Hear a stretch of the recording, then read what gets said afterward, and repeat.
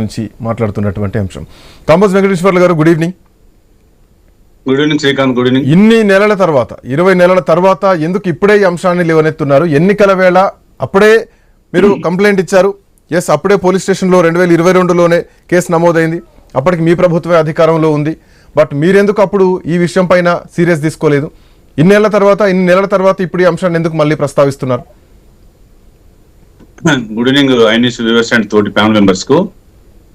ఈ రోజు కొత్తగా ప్రెస్ మీట్ పెట్టి చెప్పింది ఏం లేదు శ్రీకాంత్ గారు. మీరు అడిగిన క్వశ్చన్లలో మీ దగ్గరనే సమాధానం ఉంది. ఎందుకంటే నాకు దాదాపుగా ఈ 20 నెలల్లో ప్రజల సమస్యల మీద ఐన్యూస్ వివిధ రూపాల్లో దాదాపుగా 16 నుంచి 18 డెబిట్స్ పెడుతుంది. ప్రజా సమస్యల్ని ఎప్పటికప్పుడు తీస్తూ డెబిట్ పెడుతుంది.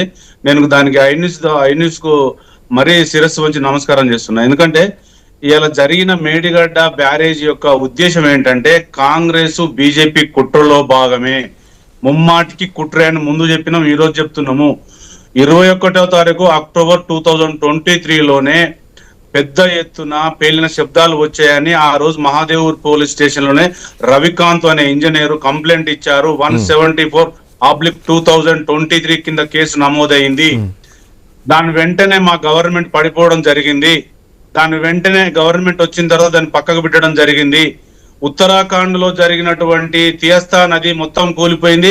పోలవరం కాపర్ డ్యామ్ 2 సార్లు కూలిపోయినా కూడా ఎన్డీఎస్ఏ అథారిటీ రాదు, దాని మీద ఎంక్వైరీ చేయదు.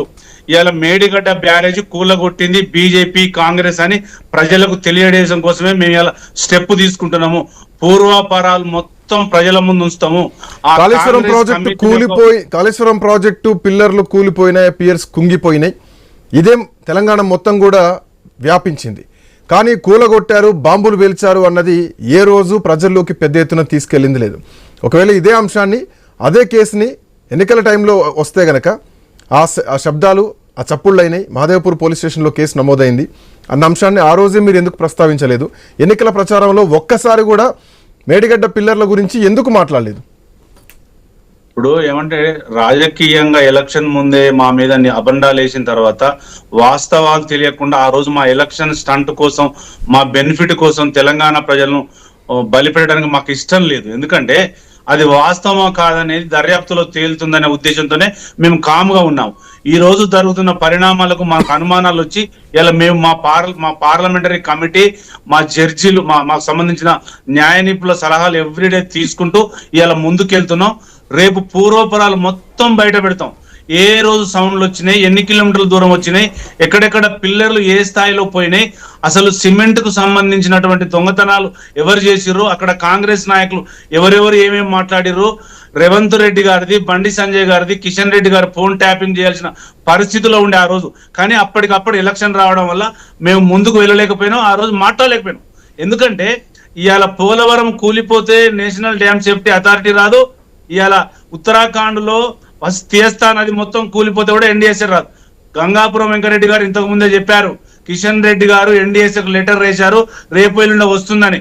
ఇవాళ మేము ఏమంటున్నామంటే ఇవాళ భారతదేశంలో మతాల పేరు మీద బీజేపీ కాంగ్రెస్ ఒక నాటకం, 2 నాటకాలు ఆడుతూ ఇవాళ బీఆర్ఎస్ పార్టీని ఎదుర్కోలేకనే ఈ కుట్రలు కుతంత్రాలు చేస్తారు తప్ప ఏ ప్రజాస్వామ్యంలో, జపాన్ లో, అమెరికాలో చదువు మీద, డెవలప్మెంట్ మీద కాన్సన్ట్రేషన్ చేస్తే ఇవాళ తెలంగాణలో, భారతదేశంలో మతాల పేరు మీద, కమిషన్ల పేరు మీద ఇట్లాంటి రేవంత్ రెడ్డి లాంటి ఇవాళ కార్యాపన చేస్తున్నారు.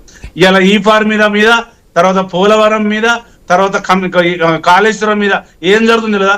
పోలవరం ప్రాజెక్ట్ ఎన్ని సంవత్సరాలకి వెళ్ళి కాంగ్రెస్ కడుతున్నది, జగన్ కట్టిండు, టీడీపీ కడుతున్నది. కానీ తెలంగాణకు వచ్చేసరికి కాళేశ్వరం డ్యామ్ కూలిపోతే రిపేర్ చేయాల్సినటువంటి బాధ్యత రేవంత్ రెడ్డి మీద లేదా? ఆయనకు సిమెంట్ బత్తాలు దొరకట్లేదా? మెకానికల్ దొరకట్లేదా? ఇంజనీర్లు దొరకట్లేదా? ఇది తెలంగాణ ప్రజల ఆస్తి కదా, ఎందుకు రిపేర్ చేయడం లేకపోతున్నాడు అంటే కుట్ర దాగి ఉంది. రేవంత్ రెడ్డి దాంట్లోనే కుట్ర దాగి ఉంది. నేను ఏమంటున్నానంటే నిజంగా గవర్నమెంట్ కు చిత్తశుద్ధి ఉంటే దాన్ని రిపేర్ చేసి మెరుగుగా పాలన అందించాలి. ఎందుకు పక్కన ఇవాళ మొత్తం కూలిపోయిందని రేవంత్ రెడ్డి చెప్తున్నాడు. నిన్న మొన్న అన్ని ప్రాజెక్టులలో నీళ్లు ఎత్తిపోతున్నారు. బాహుబలి ప్రాజెక్ట్ స్టార్ట్ అయింది, మరల సాగర్ కు వాటర్ వచ్చింది, కొండపోచమ్మకు నీళ్ళు వచ్చినాయి, ఎల్లండికి వాటర్ వస్తుంది, ప్రజలు చూస్తున్నారు. వాళ్ళ ఉత్తమ్ కుమార్ రెడ్డి గారే జీవో నెంబర్ 180 ద్వారా నీళ్లు ఎత్తిపోస్తున్నారు ఇలా కాళేశ్వరం ద్వారా. ఎందుకు అబద్ధాలు ఆడుతున్నాడు? ఇట్లాంటి మోసపూరితమైన రేవంత్ రెడ్డి ఇప్పటికైనా నోరు మూసుకొని కాళేశ్వరం కమిషన్ ఇచ్చిన నోటిఫికేషన్ లో మొత్తం దర్యాప్తులో తప్పుల తడగా ఉంది. ఏ ఇంజనీర్ల పేరు లేదు, 122 మందిని ఎంక్వైరీ చేసిన పేజీ లేదు. మొత్తం కేసీఆర్ గారిని ముందు పెట్టి కేసీఆర్ గారిని ఎదుర్కోలేకనే బీజేపీ కాంగ్రెస్ కుట్రలో భాగమే ఇంకా దీంట్లో బయటకు వస్తుంది. రేపు మేము పొద్దున దీన్ని మొత్తం ప్రజలకు వివరిస్తాం. కాళేశ్వరంలో ఏం జరిగింది, ఎట్టెట్ట జరిగింది, శబ్దాలు ఎన్ని కిలోమీటర్లు వచ్చినాయి, కానీ ఎక్కడ అంటే మొత్తం దీంట్లో చాలా ప్రశ్నలు ఉన్నాయి. కంబోజ్ వెంకటేశ్వర దీంట్లో చాలా ప్రశ్నలు ఉన్నాయి. ఒక బ్రేక్ తీసుకుందాం. బ్రేక్ తర్వాత మళ్ళీ మీ దగ్గరికి వస్తాం, మాట్లాడదాం. ఒక చిన్న బ్రేక్ తీసుకుందాం. బ్రేక్ తర్వాత డిబేట్